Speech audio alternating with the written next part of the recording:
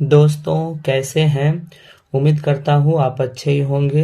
दोस्तों आज मैं आप लोग के लिए अंग्रेजी में बात करने वाला वीडियो लेके आए हुए हैं, क्योंकि बहुत सारे ऐसे बच्चे होते हैं अंग्रेजी पढ़ लेते हैं, अंग्रेजी समझ जाते हैं, लेकिन वो अंग्रेजी में बात नहीं कर पाते हैं और उनका सपना होता है कि हम अंग्रेजी में आपस में बात करें।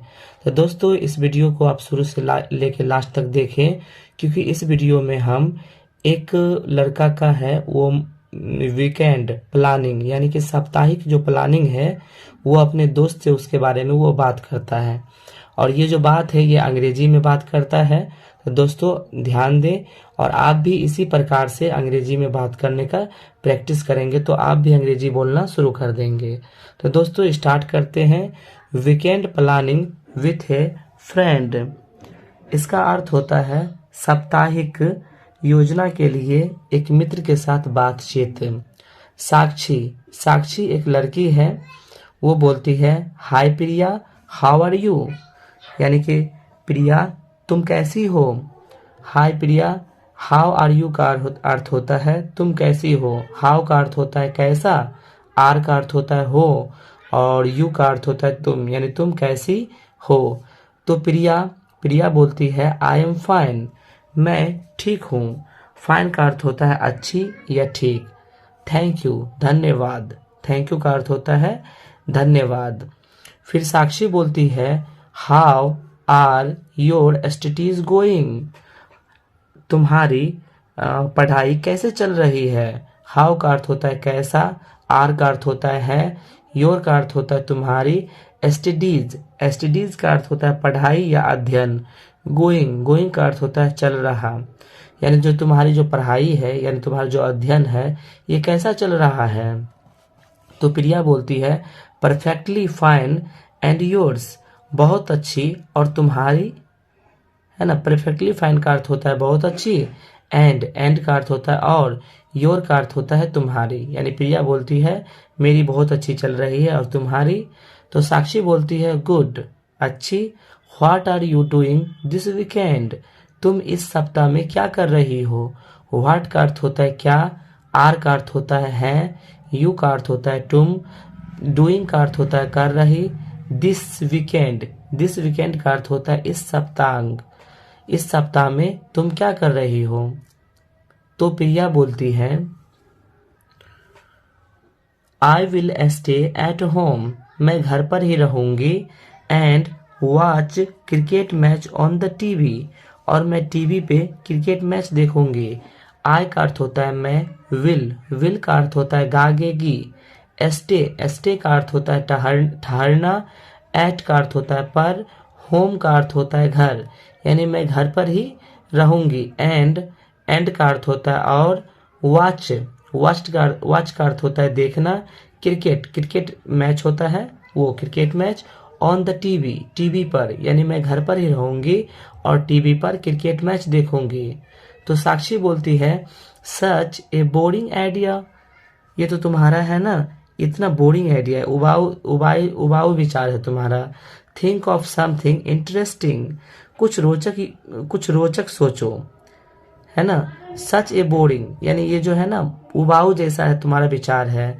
थिंक ऑफ समथिंग, थिंक का अर्थ होता है सोचना, ऑफ का अर्थ होता है का, समथिंग का अर्थ होता है कुछ, इंटरेस्टिंग का अर्थ होता है मजेदार, रोचक, यानी कुछ तुम रोचक सोचो।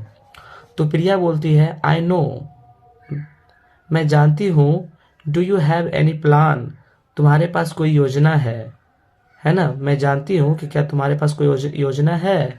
तो साक्षी बोलती है let us go on A picnic, हम लोग पिकनिक पर जाएंगे, है ना। लेट अस गो का अर्थ होता है अब हम लोग, ऑन का अर्थ होता है पर, ए पिकनिक, यानी हम लोग एक पिकनिक पर जाएंगे। तो प्रिया बोलती है वेयर, कहाँ, वेयर का अर्थ होता है कहाँ। साक्षी बोलती है we will go to the lake outside our city, we will go हम लोग जाएंगे, lake outside the our city, यानी हम लोग अपने शहर के बाहर जाएंगे। वी का अर्थ होता है हम लोग, विल का अर्थ होता है गागेगी, गो का अर्थ होता है जाना, टू टू का अर्थ होता है की ओर, लेक, लेक का अर्थ होता है झील, आउटसाइड का अर्थ होता है बाहर, आवर सिटी यानी हम लोग अपने शहर के बाहर जो झील है वहां पे जाएंगे। प्रिया, प्रिया बोलती है दैट्स ए गुड आइडिया, वो बहुत अच्छा विचार है ना, यह अच्छा विचार है। दैट्स, दैट्स का अर्थ होता है वह, ए का अर्थ होता है एक, गुड का अर्थ होता है अच्छा, और आइडिया का अर्थ होता है विचार, यानी ये जो है ना बहुत अच्छा विचार है। तो साक्षी बोलती है we will also invite all our friend, हम लोग अपने सारे दोस्तों को आमंत्रित करेंगे।